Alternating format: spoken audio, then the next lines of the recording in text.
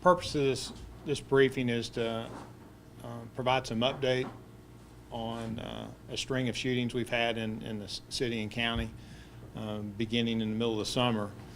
We met about a month ago to talk about shootings after we had several within a day on Falling Springs in the city.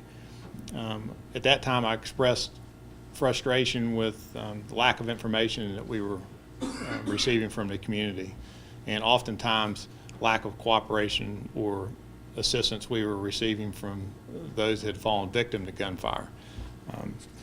I can't really say that my frustration level has changed much with the level of cooperation that we've seen.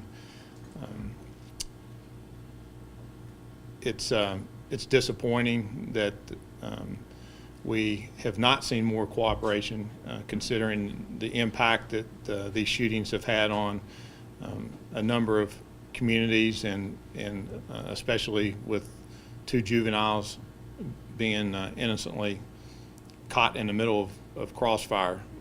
So we still encourage our citizens to provide information so we can bring some closure to some of these cases, and bring closure to victims. And so what we're here to talk about today is some significant developments in a number of these cases, and these developments and the results that we're going to talk about are predicated on a couple of things. Number one, outstanding teamwork between our city investigators and the Sheriff's Department investigators. The Columbia Police Department's Criminal Investigation Division has worked very closely with the Sheriff's Department.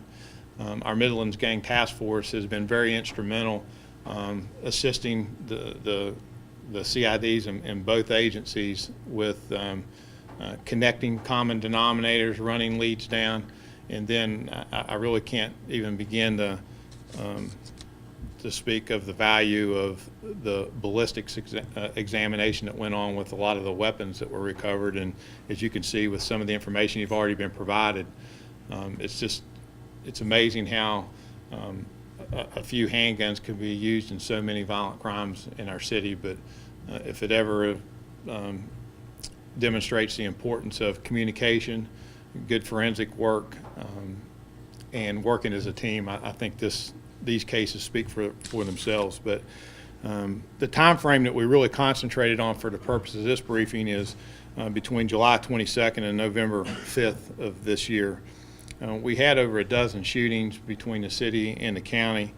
In particular, we're going to talk about 6 in the city, of which we've made arrests in 3 of these cases, but we have either links in these 6 cases by firearms or suspects. There's commonalities in links, and then the sheriff will speak to some of the cases the county had, and again some of these common connections between firearms and suspects. The primary suspect in the 3 investigations that involving city cases is 20-year-old Mark Kelton Tavon Stevens. His date of birth is 5/29/96. Between the 3 cases, he's being charged with attempted murder, possession of a weapon during violent crime, unlawful carry of a pistol, discharging a firearm into a dwelling, and breach of peace.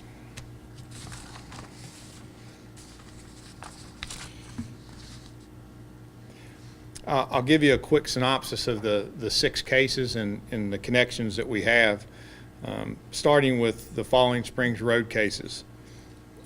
The first one, we had a 13-year-old male that was shot in the head just visiting friends. He's still recovering from very critical injuries that resulted from that crime.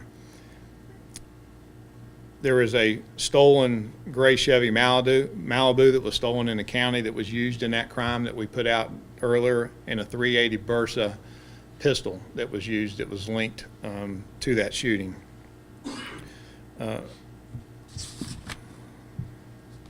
Mr. Stevens was charged in that incident. The second case, an 11-year-old female was shot in the neck while visiting family. She is recovering and has since been released from the hospital.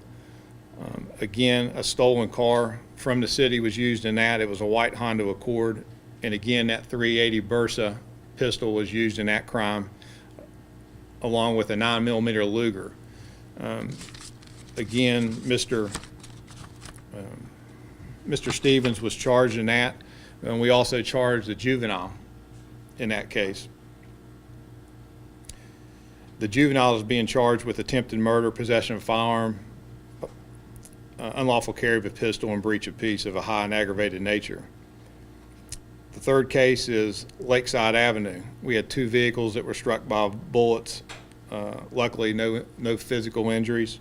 Again, the .380 Bersa pistol was used in that incident.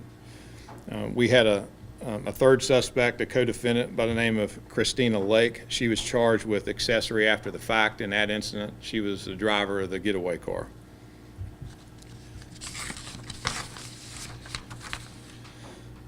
The fourth case occurred in August 5th. It was on Lorick Circle. At least 4 occupied apartments were damaged by bullets. Miraculously, again, no physical injuries were reported. Stolen car was recovered. It was the same Malibu from the Falling Springs incident. A .380 Bersa, again, the .380 was used, and the 9mm Luger. The fifth case was Brickyard Road, property damage only. Several shots struck an occupied house, no physical injuries, but again, the .380 Bersa was used. And the last one occurred on the 13th of August, was on Columbia College Drive, and a male was struck in the thigh. The victim was Rodney Friday. He's a validated gang member, and he would not cooperate with law enforcement.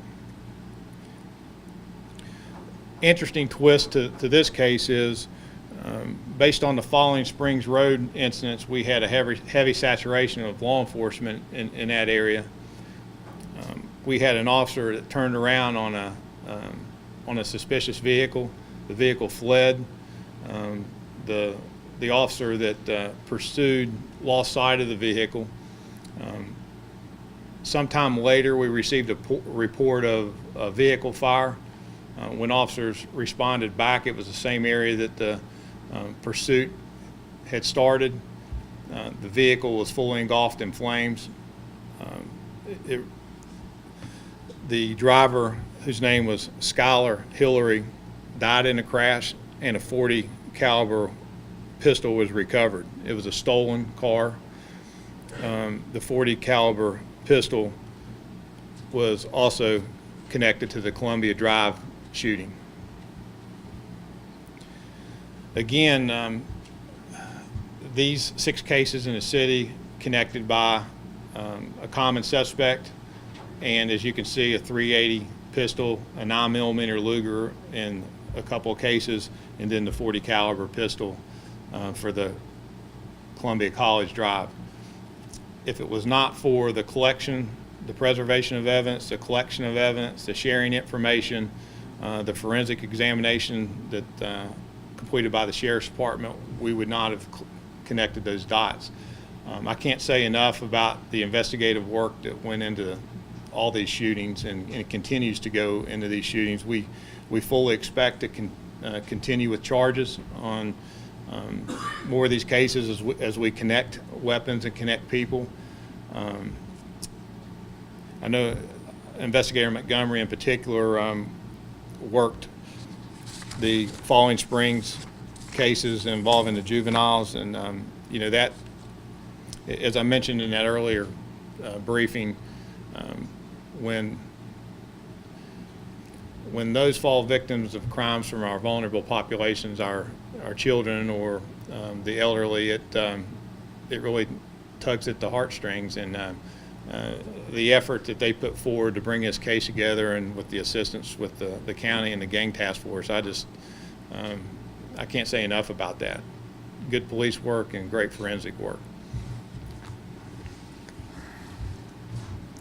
Chief Holbrook stated we realized a few months ago that we had some very serious issues going on with shootings, and it was not impacting just the city of Columbia, but it was also Richland County and the Midlands. So we got together and said we needed to work together a lot closer, get our investigators working, but also take advantage of our forensic lab that we have at the Sheriff's Department, where we can quickly examine forensic evidence and tie these cases together.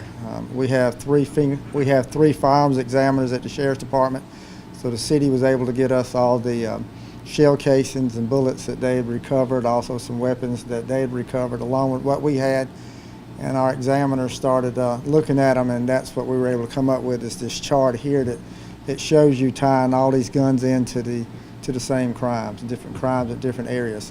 One of the significant ones we had was at the village of Sand Hills, where we had a lady that was the victim of a purse snatching, and a witness followed her, and the witness vehicle was shot at. The weapons involved in that case was a .40 caliber, which Chief Holbrook says has already been recovered, and also a .380 that was recovered also. So we've been able to tie those guns into that case and put some people in the car that's responsible for that too. What we're seeing is some gang members out here who are basically think they're a bunch of thugs running around doing what they want to and shooting where they want to. Unfortunately, not only are they shooting gang members, other gang members, we got innocent victims that are being hit also.